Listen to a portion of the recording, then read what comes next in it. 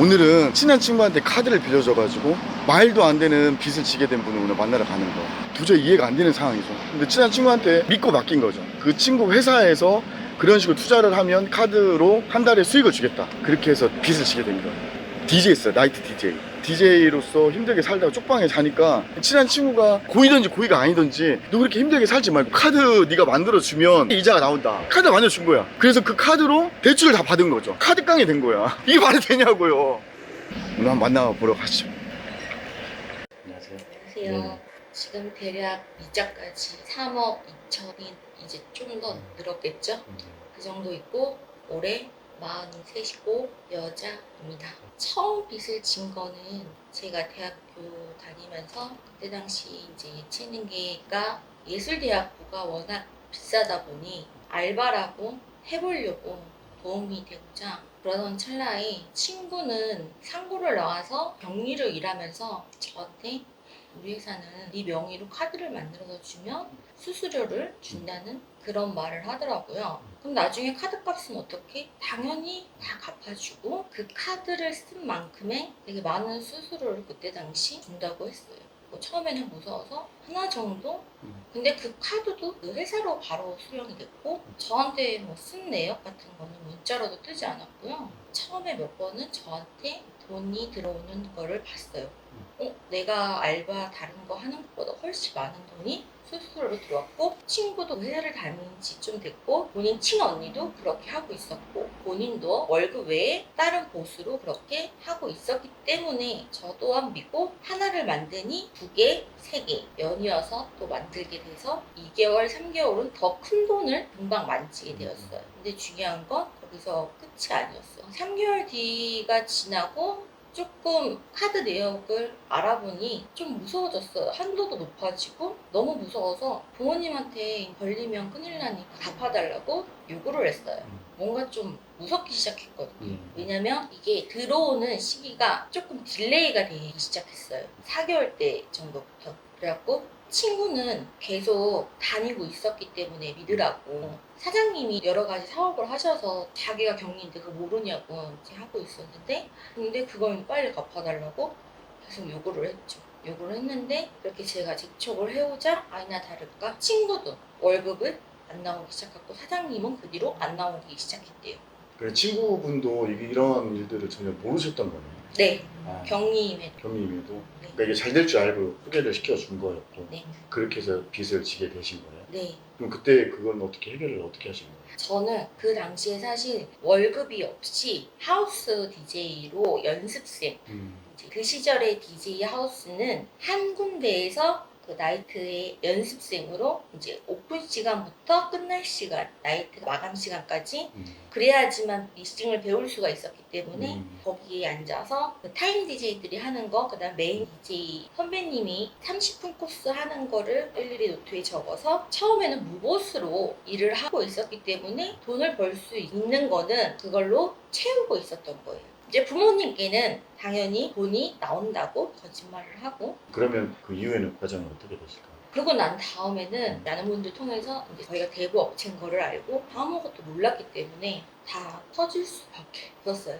그리고 그때 당시 저희 부모님도 다 힘들어졌어요. 그 일 아니고 따로 또 부모님들도 같이 다른 상황으로 인해서 네, 저는 몰랐다가 제가 이제 수습이 안 되니까 부모님한테 말씀을 드렸는데 이미 집도 힘들어졌다는 걸 그제서야 알았어요. 그리고 저희 집은 어쩔 수 없이 뿔뿔이 흩어졌었어요. 저는 형사 고발을 했고 그리고 처음으로 신용회복에 노래도 없고 왜냐 안 그러면은 저희 부모님도 있었고 별개지만 네 그- 알고 봤더니 저희는 완전 작은 거였고 다른 분들한테 사기를 엄청 크게 져서 이미 수배가 되어 있었던 분이었어요. 본인뿐만 아니고 다른 분들까지도.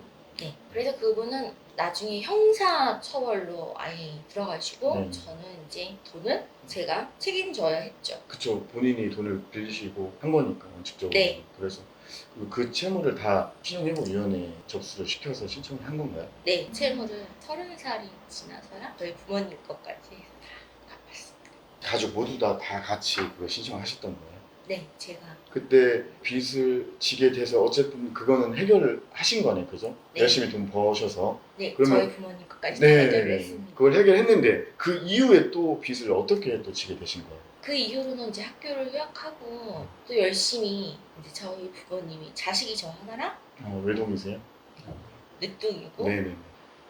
그래서 열심히 젊으니까 그리고 되게 운이 좋았어요. 그때 당시에는 여자 DJ도 별로 없었고요. 그래서 지금처럼 해외도 셌고 타임 DJ로 뛰기도 되게 좋았고 지금은 연예인 분들도 이렇게 행사를 뛰지만 저희도 이렇게 타임 DJ를 오디션을 보고 뛰면 정말 저는 운이 정말 좋아서 돈을 빨리 벌 수 있었고 또 노력도 했고 낮에도 일했어요. 낮에는 낮에대로 일하고 밤에는 밤에대로 일해서 빚을 갚고 근데 조금 더뎠던 건 당연히 부모님들의 채무를 또 같이 갚느라고 조금 딜레이 됐지만 어쨌든 채무를 다 갚고 드디어 부모님께 집을 사드렸어요. 채무를 다 갚으시고 집을 사 드렸는데. 자동차를 먼저 사드렸고 네. 돌아가시기 전에 내 집은 한번 갖고 싶다고 하셔서 사드렸는데 원래 DJ라는 게 프리랜서랑 마찬가지예요. 어차피 돈 들어오는 곳은 통장 내역이 다 있어요. 그래서 예전에는 통장 거래 내역만으로도 충분히 대출이 가능했어요. 그래서 집을 사드렸는데 대출을 받으셔서. 네. 그리고 잘 갚고 있었고 네. 그때는 또 자신했어요. 난 아직 젊으니까 좀 많이 빚을 땡겼지만 원금 이자를 10년 만에 갚겠다고 2015년 그때 당시까지만 해도 다 이자만 납부하고 몇십 년 뒤에 갚는 그런 시스템이었는데 제가 말을 그렇게 했더니 이거 확실히 하셔야 된다고 이거 이렇게 못 갚으면 안 된다고 그렇게 하겠다고 이제 하고 잘 갚고 있었고 진짜 1억 정도에 되는 돈도 원금 정도를 거의 다 갚아 나갔고 3년 정도 만에 1억 정도를 갚았는데 DJ라는 게 어린애들도 치고 올라오고 제가 그것만 할 순 없으니까 또 이제 투자도 하다 실패도 하고 이게 이렇게 겹쳐졌어요. 다른 또 투자를 하신 거예요? 네, 실패를 맛봤지만 저는 부모님 건강하시고 나도 건강하니까 그것만을 감사하게 생각했고 또 다시 운이 좋게 작업실에 들어가서 작업도 하고 이렇게 하면서 병행하면서 2000년도에 또 한 번 너무 어이없게 엄마가 췌장암 말기가 건강하셨는데 지병도 없으셨는데 갑자기. 네. 근데 하필 코로나가 터지면서 한꺼번에 같이 왔어. 그럼 소득도 줄어들고 또 어머니 병원비나 뭐 여러 가지 것들이. 이제 요즘에는 암은 그렇게 병원비가 많이 들진 않았지만 제가 소득 준 것도 확실하고 네네. 그때 당시 엄마를 어떻게든 살려야 되겠다. 엄마가 절대 죽을 거라는 생각을 1도 안 했어요. 저는 사실 비혼주의였기 때문에 내가 잘하는 걸 해보자. 그러면서 제 운동 같은 거나 이런 사업을 해서 엄마 병도 고치고 제 신용으로 당연히 대출이 가능할 줄 알았어요. 그때까지만 해도. 근데 너무 바보 같은 짓을 한 거예요. 제가 신용 대출을 알아보다가 제가 은행권에서 대출을 받았는데 이게 은행에서 그 신탁을 풀어야지만 대출이 가능하다? 왜 은행에다가 돈을 갖고 있는데 왜 신탁에다가 그때는 공동대출이어가지고 신용해서 받았지만 분양받을 때 공동으로 많이들 받았었거든요 그때 그래가지고 신탁이라는 거를 그냥 어차피 신협이 신탁이다 이렇게 알아봤을 때 그렇게 얘기해서 그냥 그런가 보다 이렇게 생각했거든요 근데 제가 상담했던 그분이 신협을 하면 신용도 더 떨어져 가고 있고 신탁은 은행이 아니라는 거예요. 제 걸 다 조회해 보시고 여유가 되시니 잠깐 고금리여도 잠깐 갈아탔다가 바로 은행권으로 돌리자는 거예요. 지금 말씀 중에 죄송한데 네. 신협에서 원래 집 담보대출을 받으신 거잖아요. 네네. 그 처음에 집 살 때. 그러니까 그거 대출 잘 갖고 계시고 했는데 지금 말씀하신 거는 제가 사업을 하려고 신용대출을 받으시려고 하신 거예요? 아니면 담보대출을 받으려고 하신 거예요? 신용 대출을 받으려고 했는데 프리랜서여도 지금은 원청 징수다 뭐 이게 안 되니까 내가 그 통장 거래로 그거 안 되냐고 하니까 333 그거 해도 자동차나 뭐 집도 신탁에 잡혀 있고 뭐 이렇게 말씀을 그래서 그 집 담보로 하자 대출을 그건가요? 담보를 해서 사업자로 내자고 근데 사업자가 아직 안 났으니까 일단 갈아탔다가 가자고 이렇게 말씀을 하시는 거예요. 그 사람은 어떻게 알게 됐어요? 나중에 알았는데 그 사람은 제가 상담한 사람이 소개시켜준 브로커였던 거예요. 맨- 또 사기당한 거예요. 맨 처음에 상담을 하게 된 그분을 뭐 은행을 찾아가서 아신 거예요? 아니요. 뭐길 가다가 만나신 건 아니죠? 아니요. 그럼요. 제가 인터넷으로 인터넷으로 네. 뭐 대출에 관련된 걸 찾아서 연락을 네. 했는데 그 연락한 사람이 소개를 시켜준 사람. 네. 이렇게 정리가 될까요? 네. 원래 롯데캐피탈은 제가 신용도 좋았고 한번 싹 다 이제 거의 다 끝낼 무렵이었는데 그때 그 일로 인해서 다시 한번 재받은 거지. 그것 때문에 그분이 그렇게 갈아타주는 갈아타라고 해서 그래서 그러면 그 신협에 있는 대출금은 갚은 거예요? 네. 그래서 투게더 대분가 투게더 웹스인가 P2P. P2P인지도 차후에 알았습니다. 네. 신협에 있는 대출을 저금리였죠. 몇 프로인가 혹시 기억나세요? 그 금리를 그거를 갚으면서 금리가 오히려 더 높아진 곳으로 바꿔서 갈아탔고요. 한 달 내는 금액이 더 늘어났겠네요. 원금도 하나도 못 갚고 이자만. 오히려 원금하고 이자를 갚을 돈에 2달치 이상의 이자를 늘어난 거예요. 네, 원금하고 이자를 한 달 내는 돈에 거의 3배, 2~3배 이자로만.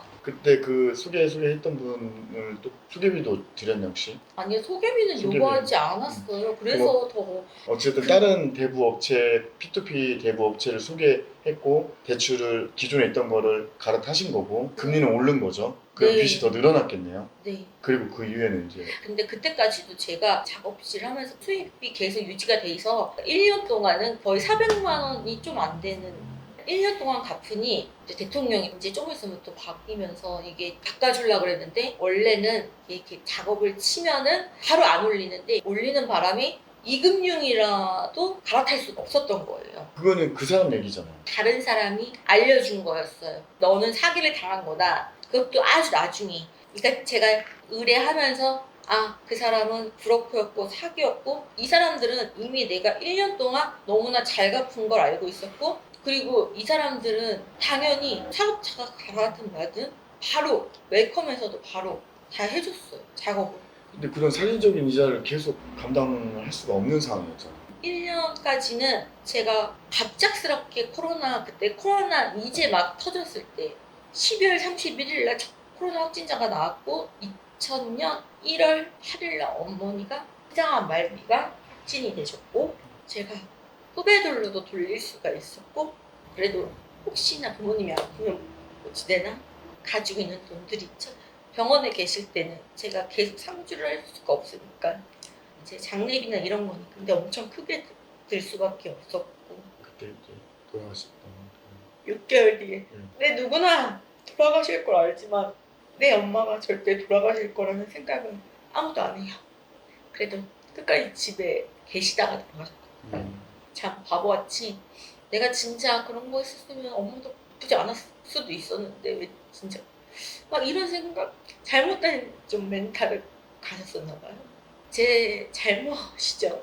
근데 그 당시에 또 아까 잠깐 들었는데 결혼을 또 하려고 했던 상대가 있으셨어요? 그때까지는 없었고 네. 어머니가 돌아가시면서 많이 바뀌었어요. 그리고 이제 좋은 친구를 만났다고 생각하고 그 당시에 네, 엄마 돌아가시고 한 1년 뒤에 만났는데 결혼 생각으로 처음에 만난 건 아니고 근데 그 친구네 집에서는 결혼을 되게 서둘렀어요. 이제 서둘러가지고 그 집에서는 다 알아요. 돈을 갚았고 이직을 하면서 이런 것도 다 아시고 그래서 대단하다고 아버님이 집을 같이 거기까지 가시고 막 다 알아봐 주셨는데 자기네가 이렇게 해주겠다고 했는데 너무 웃긴 거 정작 본인 아들의 재정 상태는 알아보지. 그래가지고 결혼하기 전에 이제 그 사람이 전세 보증금이 있었어요. 전세가 끝나는데 결혼을 날짜를 잡아놓고 먼저 저희 집으로 들어왔어요. 결혼하기 전에. 결혼을 그렇게 급하게 안 잡았어도 저는 일을 빨리 그만두지도 않았을 거예요. 근데 다 거짓말이었어요. 얼마 지나지 않고서 그 전세금으로 오히려 저한테 일단 이걸로 사업을 어차피 할 거니까 그걸로 캠핑실을 일단 하고 나중에 나오면 하자 이런 식으로 딱 말을 하더니 그러니까 본인 집에서 거주를 하고 그 배우자 될 분은 전세금을 가지고 사업을 하자 이건가요? 그쵸. 네, 그랬는데요. 그래서 저희 집으로 들어오기로 하고 아버님 쪽에 내 명의로 집이 있으니 뭐 전세 신혼부부 대출이 안 되니 그 말도 정말 바보 같았어. 자기가 집을 해주려고 했는데 신혼부부 대출이 안 되니 이상했어요. 들어왔는데 왜 돈이 없냐, 왜 자꾸 모자르냐고 물어봤어요. 내놔라 그랬는데 계속 안 내는 거예요.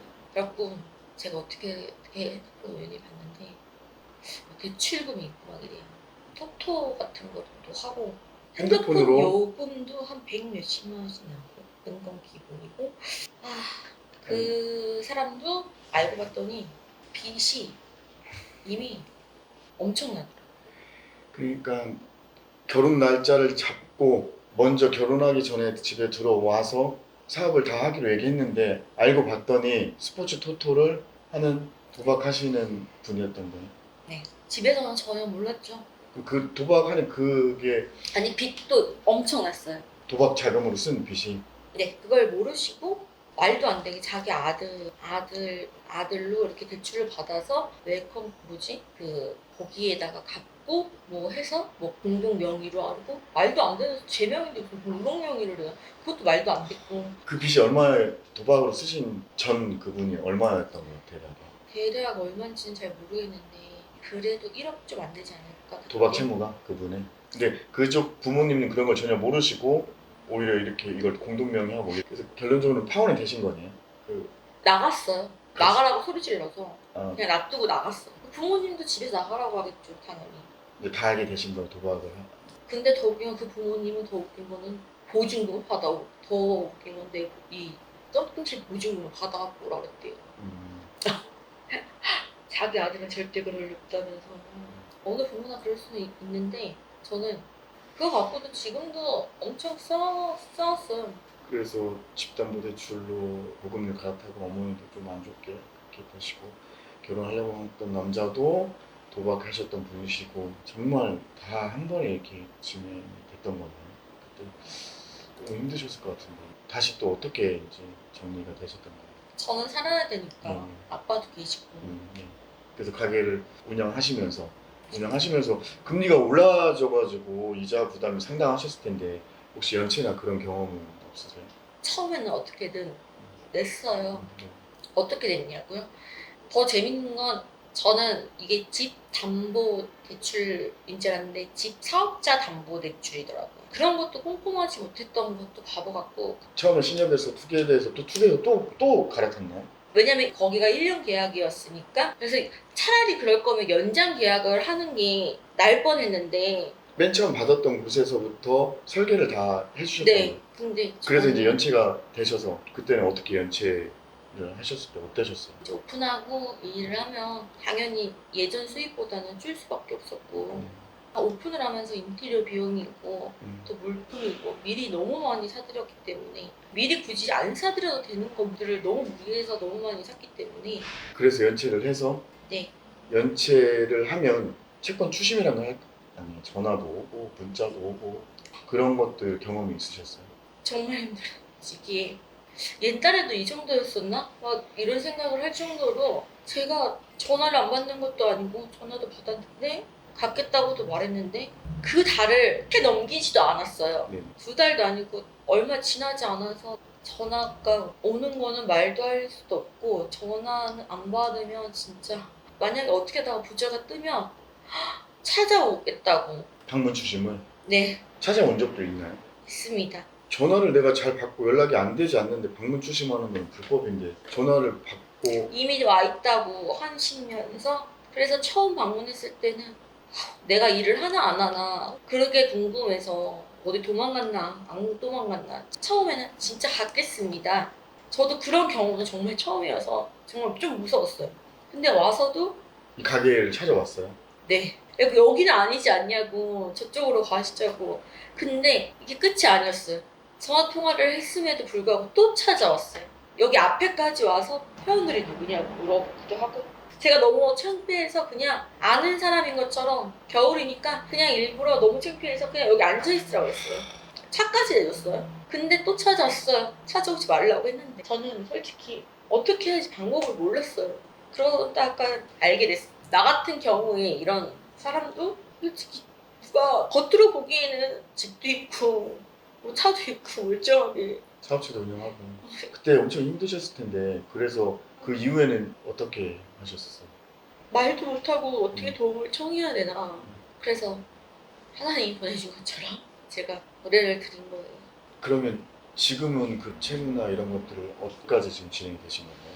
지금은 그 담보대출은 돈을 갚지 않으면 채권사 저축은행 캐피탈에서 경매를 할 수 있을 네, 때 지금 경매 집행 정지 상태고요. 신용 회복에서 기회를 또 주신다면 네네네. 저는 갚을 의향이 있습니다. 음. 저는 꼭 갚을 의지가 있기 때문에 네. 그 집이 경매가 집행이 돼 있기 때문에 신용회복위원회도 안 된다는 말씀. 네, 그 상담을 직접 가서 받아보신 거예요? 네. 그럼 다른 방법은 없다고 하시더라고요. 그쪽에서 이제 집행 정지 취소가 돼야지만 제가 개인 이제 신용회복위원회에서 신용회복 채권 출심을 통해서 그것도 그 절차에 맞게 진행을 할 수 있다고 하더라고요. 그럼 채권자 측하고 연락은 혹시 해보셨어요? 채권자 쪽에서는 의뢰를 맡기신 것 같더라고요. 신용정보회사? 네, 그런 네. 회사에다가 네. 또 맡기신 것 같더라고요. 그래서 어떤 답을 받으셨나요? 아직까지 집행 정지 상태고 저는 또 다른 걸로 솔직히 금융 민원 지금 금융 강도 거기 위원회에 또 민원을 또 제기한 지금 현재 상태고요. 그 힘든 상황을? 그래서 뭐 어떤 예, 답변을 받으셨나요? 아직까지는 진행 절차 진행. 상황이라고.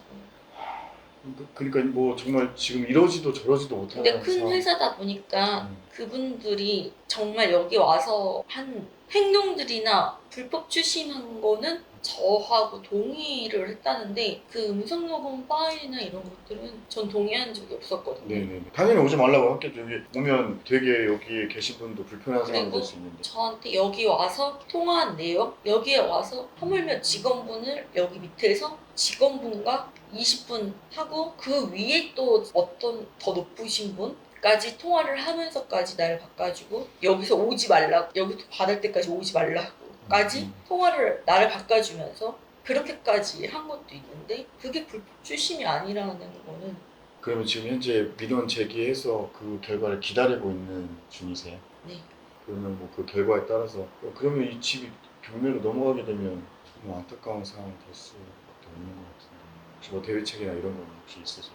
아니, 현재는 그냥 그러니까 어떻게 보면 본인이 의도치 않게 계속 안 좋게 오히려 금리가 내려가서 부담을 더는 게 아니고 금리가 계속 올라가면 당연히 갚아야 할 금액이 높아지면 저는 갚겠다고. 그러니까 갚고 싶은데도 못 갚는 상황이죠. 아니 안 갚는다는 게 아니고 갚겠다는데 다만 그거를 해결 방안을 달라는 건데 그리고 그쪽에서 여러 가지 했던 말도 안 되는 일들을 저는 이거 너무 이해가 안 되는 거예요. 진짜. 너무 바보가 바보 같은 선택한 것도 있었고 그때 당시에는 정말 물어볼 사람이 없었던 것 같아요. 그러니까 일반적인 분들이 빚을 갚으려고 하시죠. 빚을 갚으려고 어떻게 하면 내가 이걸 갚을까 생각하지 어떻게 빚을 안 갚을까라는 생각은 하질 않잖아. 근데 지금 이거는 내가 계속 갚아왔고 연체를 거의 안 하려고 노력을 많이 했고 한데 그분이 다 계획하에 바꿔 타면서 금리가 올라간 거잖아.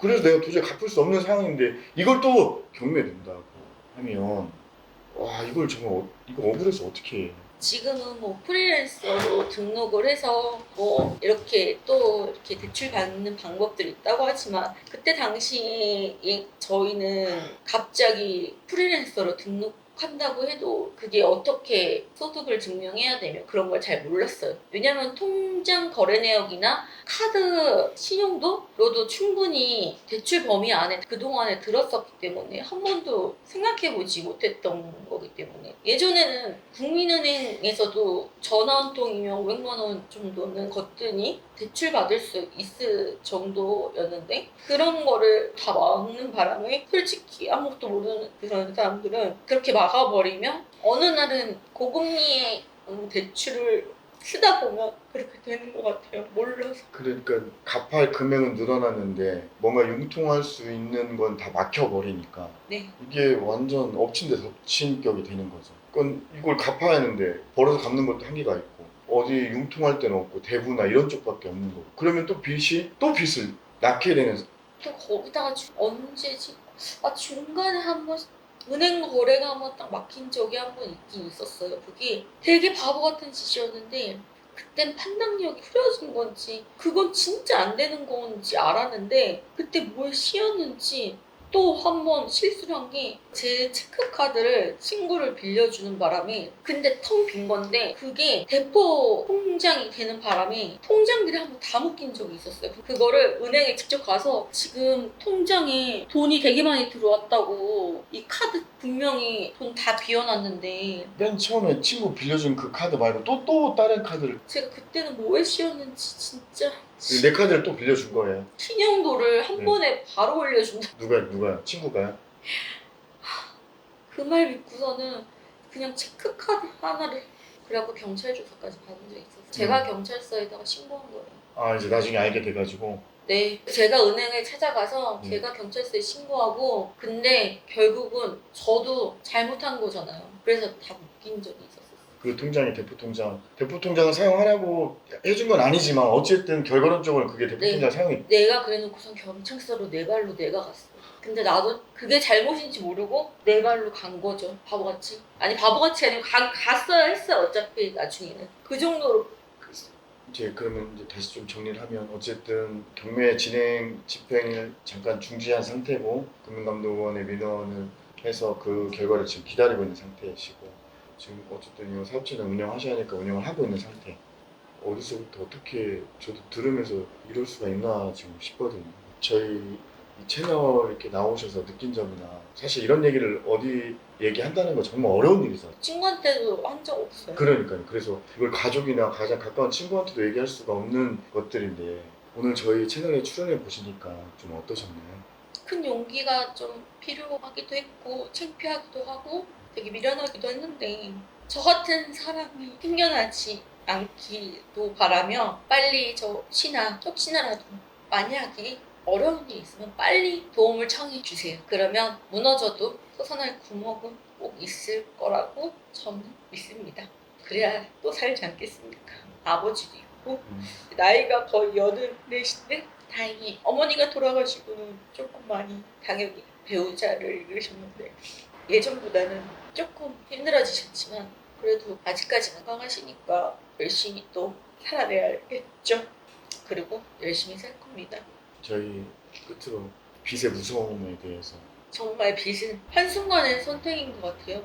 아차하는 순간인 것 같아요. 그리고 가장 힘들 때 찾아오는 그런 빚일 거라고 생각하는 게 딱 한 글자의 차이죠. 빚과 빚. 저는 그렇게 생각합니다. 반짝반짝 빛나는 나한테 도움을 주었다고 생각하는 그 빛이 한 줄기 같았던 빛이 내 모든 걸 망치는 빛이 된다는 걸. 어려운 말씀인데 시간 내주셔서 말씀해 주셔서 너무 감사드립니다. 제가 감사합니다. 네. 끝까지 안 오려고 했는데. 너무 고생하셨습니다. 감사합니다. 감사합니다.